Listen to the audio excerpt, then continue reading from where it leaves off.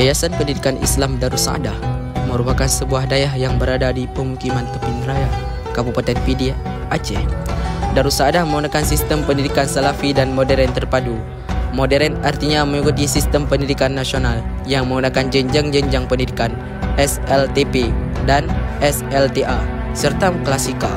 Sedangkan terpadu artinya selain mengajarkan soal kurikulum nasional, juga mengajarkan kurikulum khusus dayah terkait dengan disiplin ilmu untuk bertawafakuh fiddin, seperti ilmu tauhid, fiqh, tasawuf, nahwu, saraf, tafsir, dan ilmu-ilmu penunjang pemahaman kitab Arab lainnya.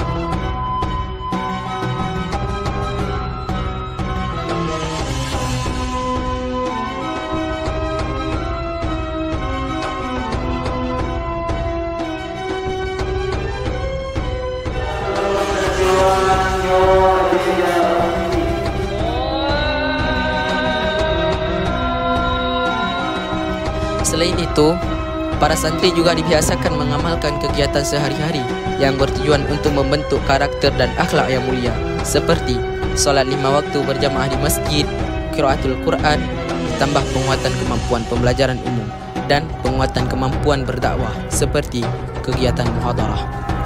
Tujuan dari itu semua adalah untuk mempersiapkan generasi yang bertakwa, kreatif, berkualitas, dan intelektual yang berjiwa Qurani, sehingga menjadi generasi khairul ummah, sebaik-baik manusia, sehingga mampu berperan dalam proses mencerdaskan bangsa menuju terwujudnya masyarakat Islami yang sebenar-benarnya.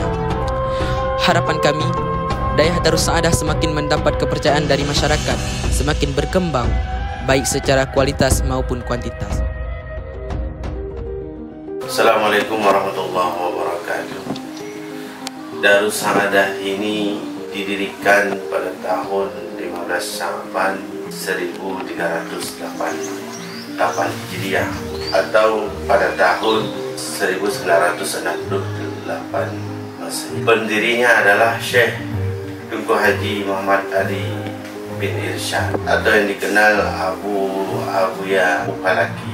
Salah satu misi dari Yayasan Darus Saadah mencetak generasi Qurani yang beriktikad Ahlussunnah wal Jamaah dan berakhlak dengan akhlakul karimah yang mulia, sehingga setelah belajar di Yayasan Darus Saadah ini, ketika pulang ke kampungnya masing-masing akan menjadi santri yang memberikan manfaat terhadap orang sekitarnya.